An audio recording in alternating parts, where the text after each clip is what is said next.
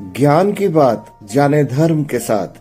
महाभारत के खास पात्रों के बारे में तो सभी लोग जानते हैं, मगर बहुत कम लोग हैं जिन्हें ये पता है कि कुछ द्वापर युग में होने वाले महाभारत युद्ध के साक्षी बनने वालों में कुछ पात्र त्रेता युग के भी थे।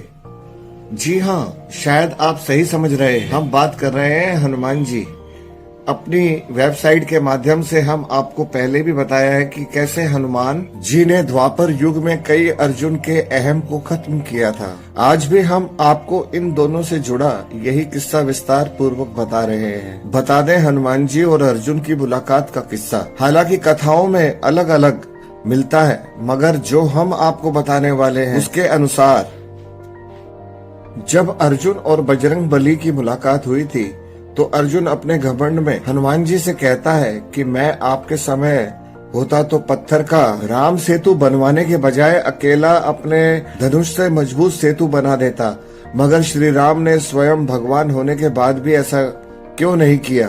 अर्जुन की बात सुनकर हनुमान जी ने जवाब देते हुए कहा कि वहाँ बाणों का सेतु कोई काम नहीं कर सकता था।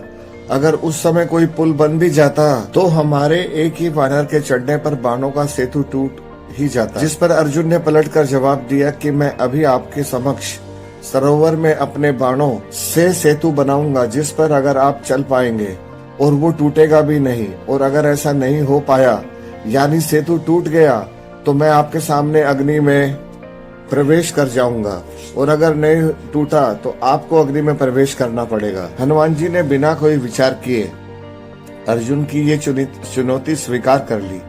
अर्जुन ने सेतु बनाया, जिस पर जैसे ही हनुमान जी ने सेतु पर पहला पग रखा तो सेतु डगमगाने लगा। दूसरा पग रखने पर चरमराया और तीसरा पग रखने पर सरोवर के जल में खून ही खून हो गया। इसके बाद हनुमान जी सेतु से नीचे उतर आए और अर्जुन से कहा कि अग्नि तैयार करो। अग्नि प्रज्वलित हुई और जैसे ही हनुमान अग्नि में कूदने चले वैसे ही भगवान श्री कृष्ण वहाँ पर प्रकट हो गए। श्री कृष्ण ने कहा, हे हनुमान, आपका तीसरा पग सेतु पर पड़ा। उस समय मैं नीचे कछुआ बनकर सेतु के नीचे लेटा हुआ था। आपकी शक्ति से आपके पैर रखते ही मेरे कछुए रूप से रक्त निकल गया।